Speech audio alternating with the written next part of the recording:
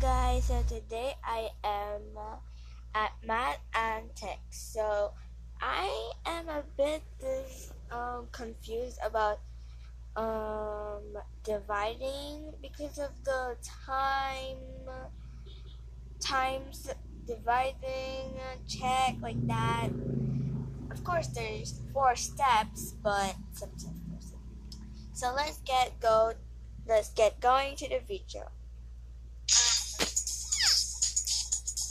Sorry about Hi, that. welcome to Math Antics. In our video called Long Division, we learned how to do division problems that had long, multi-digit dividends.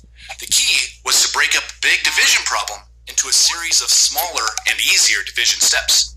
And that involved trying to divide the dividend one digit at a time, digit by digit. And in the examples we saw, going digit by digit was pretty easy because we only had one-digit divisors. But what if you need to use that division method for problems that have bigger divisors, like if you're dividing by a 2 or 3-digit number? In this lesson, we're going to learn how you handle problems like that. The good news is that you kind of already know what to do. You just may not realize it yet. To see what I mean, have a look at these 2 division problems. They both have the same dividend and both have a 1-digit divisor. But these divisors are different numbers, and as you'll see, that's going to affect our digit-by-digit division process. To solve this first problem, we start by asking, how many 2's does it take to make 5 or almost 5? Or you can think of it as how many 2's will fit into 5. 2. And it's easy to see that the answer is 2. So we put a 2 as the first digit of our answer. Then we multiply 2 times 2, which is 4. And we subtract that 4 from the 5, which leaves us a remainder of 1. Now we move to our next digit, and we need to bring down a copy of it to combine with the remainder from the first digit. Then we ask, how many 2's will make 12? That's easy, 6. So we put 6 as the next digit of our answer. 2 times 6 equals 12, and 12 minus 12 leaves no remainder. And finally, for our last digit, even though there is no remainder, we can bring a copy down and ask, how many 2's will make 8? And the answer is exactly 4. 4 times 2 equals 8, which again leaves no remainder. There, we went digit by digit and broke our problem up into 3 division steps, 1 for each digit. And we got our answer, 264. Now let's solve the next example. And right at the start, you'll see we have a bit of a problem. When we ask how many 8's does it take to make 5 or almost 5, the answer is none. And that's because the first digit, taken by itself, is less than the divisor. 8 is too big to divide into 5. So what do? Well, instead of just trying to divide the first digit all by itself, let's group the first 2 digits together. If we group the 5 and the 2 together, then our first step will be to ask how many 8's will make 52. That's better. 8 will divide into 52 about 6 times. So we'll put a 6 in our answer line, right above the 2. Why does it go there? Because we had to skip the first digit and group it with the 2. If we wanted to, we could have put a 0 above that first digit, since the 8 wouldn't divide into it any times. And if that helps you keep track of which answer digit you're on, then that's a good idea. But it's not required. So, 6 times 8 equals 48, and then 52 minus 48 gives us a remainder of 4. Now, we only have 1 digit left to divide, so we bring down a copy of it to combine with the remainder and ask how many 8's will make 48. We know the answer to that is 6 also. 6 times 8 is 48, which leaves no remainder. There, our answer is 66. Did you notice the difference between these 2 problems?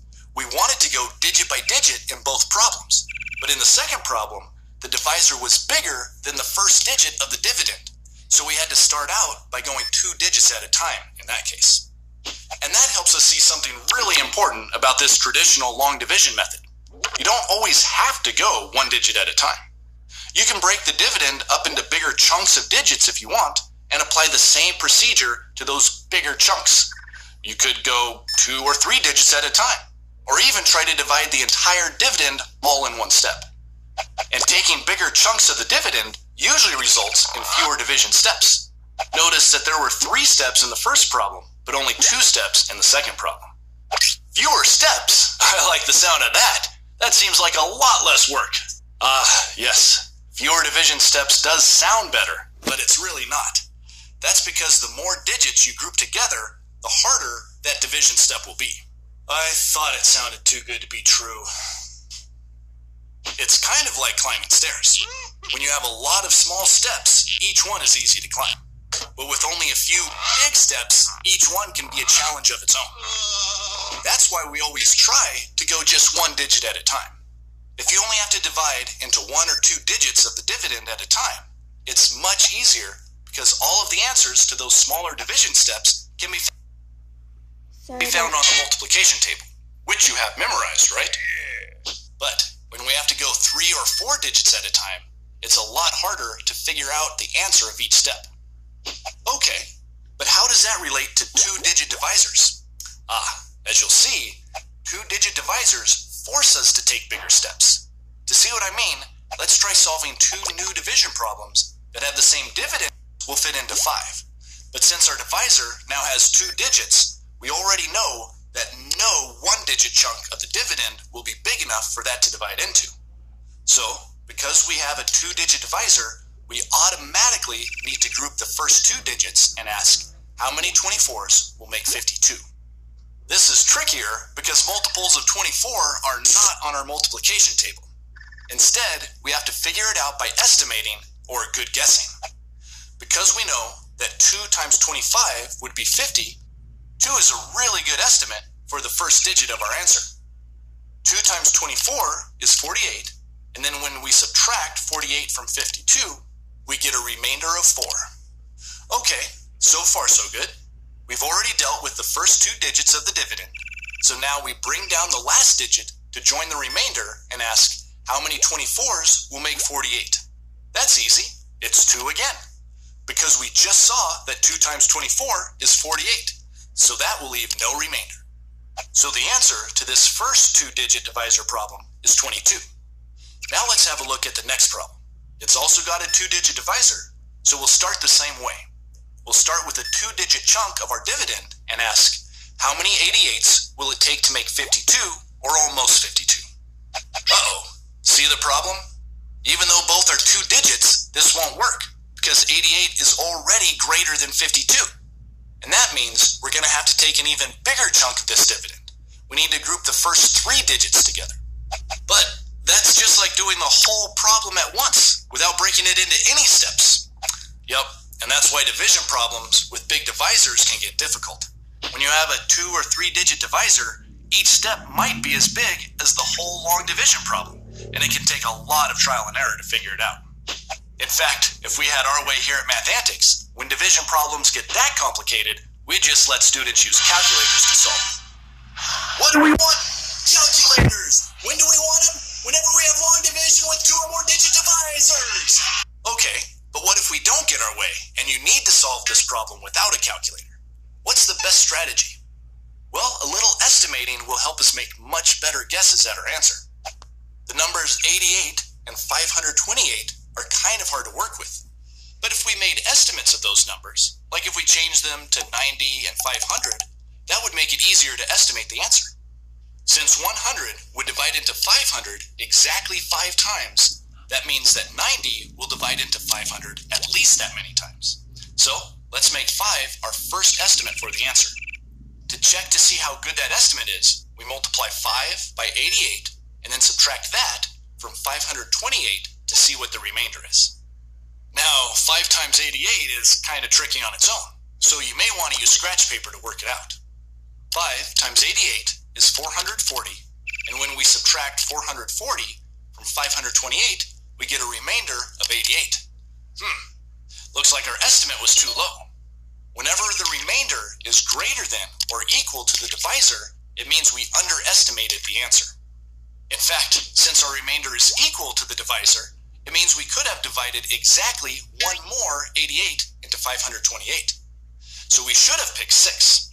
And if you multiply 6 times 88, you'll see that it's 528.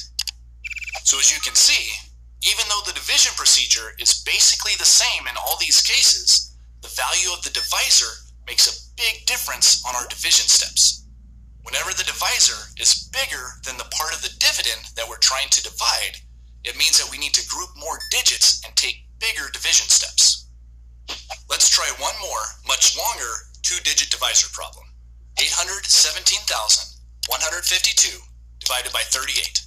I'm going to work through this kind of fast, so you may want to rewatch it a couple times if you have trouble following it.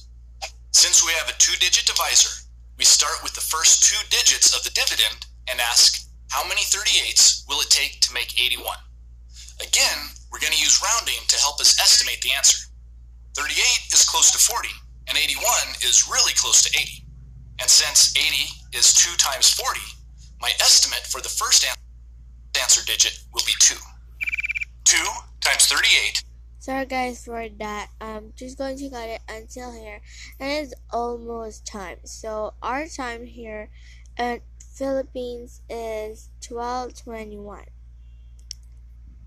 So yeah, I hope you like this video. Smash the like button and comment down below if you understand one of them or anything, because I understand one of them but some of it aren't. So still, yeah, bye guys. Sorry about that.